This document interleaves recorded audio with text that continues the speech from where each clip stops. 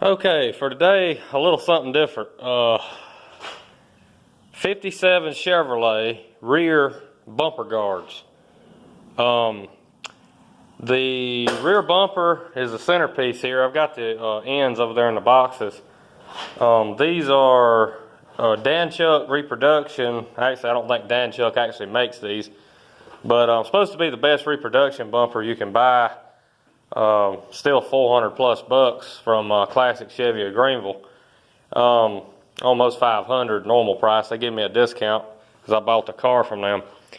But the bumper guards are not reproduced, and I had these re-chromed by Tri-City Plating in Tennessee. It was $100 a piece to have re-chromed. What I wanted to talk about was I could never find a picture of a bumper where the holes were at. So what I wanted to do, there's a template online, and from the tag, into the tag bracket, this ridge here, to the holes are 11 7/8 inches.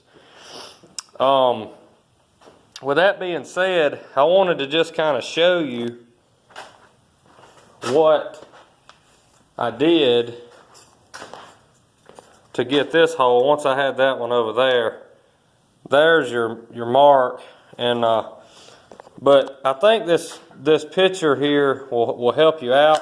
The hole does go right on the curve of the bumper, right on the curve.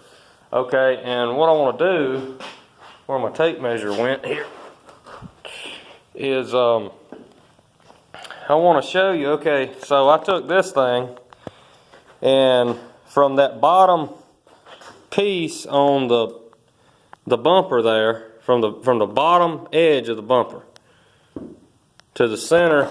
Let me get this thing out of here so my camera's not blurry.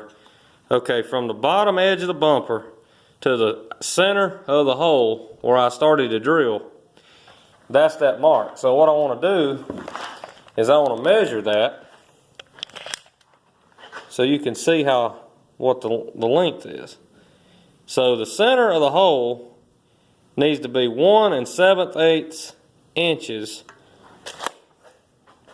approximately, give or take a little, because I had to oblong that one over there a little bit. But the center of the hole, a good starting point, from the bottom of the bumper right here to the center where you want to take a center punch, hit it with a hammer to start where the drill bit will stay in place, is 1 7/8 inches.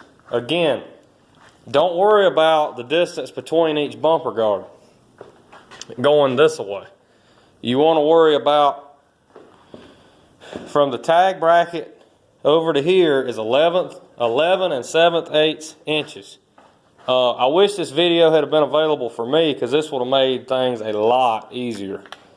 You can find the templates online, but you cannot find where exactly you can. If you got a template, original bumper guard cardboard template, it'll show you where to drill the holes. I didn't have that, and a friend of mine bought a new old stock set of guards at the Charlotte Auto Fair this year. Had all of that stuff in it, and I didn't even think about to get him to make me a copy of that template, and then I could have made me our own out of cardboard. So if any of you have a template that you can make a copy of, do that. But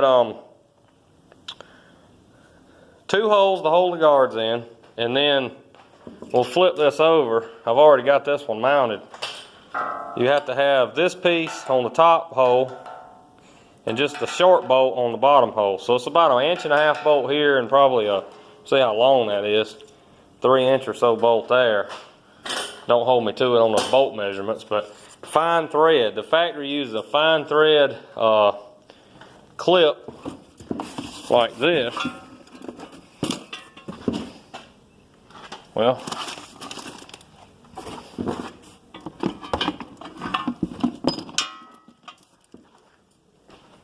factory used these, and they're fine thread, and that's what clips on the guard, and the bolt goes down, just kind of like what would be used on the inside of a fender to mount an inner fender well or something.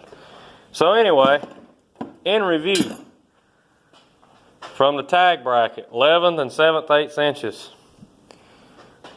from the bottom of the bumper to the center punch of the hole, 1 7/8 inches to the center of that hole.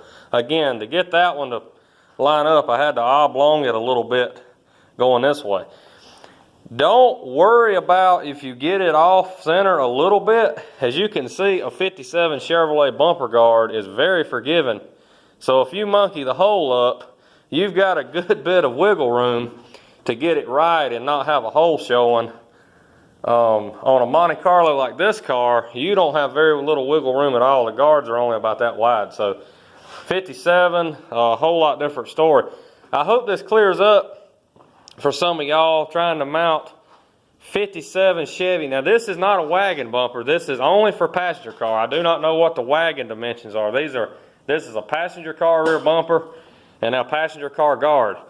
If you want the look of to get the license plate off the trunk lid, you want to buy a wagon center section and wagon guards. But I like accessories myself. I like bumper guards. I think the 57 Chevy looks better with guards. Just my personal opinion. I think any car, as long as they have a tasteful bumper guard option, looks better with guards. Unless it's, you know, unless it's a full custom and everything's like smooth and everything's deleted, then of course you wouldn't. But on most stock applications, you can't beat bumper guards. They offer really no value except for looks. Again, study that where that's at, you know. Again, 1 7/8 inches up here. So that's all for today. I just wanted to do a quick video to show you how to mount the guards on the back of a 57 Chevrolet rear bumper. Again, I wish this video had been out there when I was mounting these. So I try to solve the problem here. I may be the first on this on YouTube. So good luck, everybody.